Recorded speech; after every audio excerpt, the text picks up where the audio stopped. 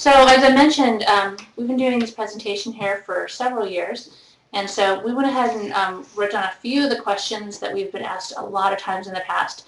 Obviously, I encourage you to ask any questions you have online now, but we can add a few of these I wanted just to mention. One of the things we always get asked all the time is, for example, can one computer do everything for me? For the most part, yeah. The only time I would say maybe differently is if you have a desktop and you really want to take notes on campus electronically, then you'd want to consider like bringing a netbook with you or a tablet.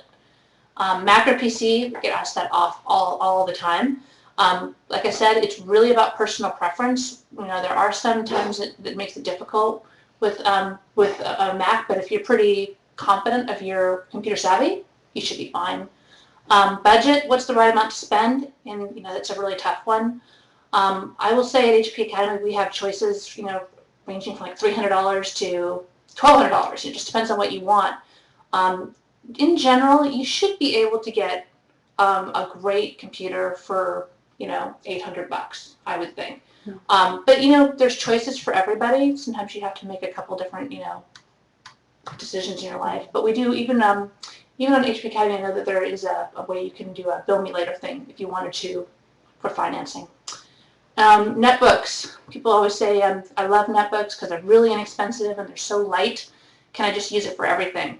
I know that a lot of my students have notebooks at Sac State, but they don't like writing papers on them. Yeah. The screen is too small to write a paper. So if you you can use it for a lot of stuff. You can use it for email and for internet, but I just don't see how you can write a paper. Yeah, they're definitely supposed to have to take notes in class and to just carry around with you. They're really portable, but I definitely think you need something else for. Yeah, you run into some problems with that. And let's see, we'll go to the next slide, 16. So there's another couple questions here is basically whether or not you print. And people say all the time that they don't think they need a printer. And that's fine if you can get around it. It's great. It's, you know, you don't want to deal with the ink and the paper and all the stuff, absolutely. But I will tell you, even when I was in school, if I didn't have my own printer, I'd go crazy. Because it seemed like the day when I was working on it to the last second, where I had to turn it in that day, and then you go to use someone else's printer, that's the day the printer just doesn't work. Or it's out of ink, or it's out of paper, and you're like, I'm just going to kill someone. Right, already stressed out enough. Yeah, one of the things that I think is one of the cool things with the HP Academy that I really like is if you do have a printer and you're worried about ink, is through HP Academy you get 15% off all your ink and free next day shipping.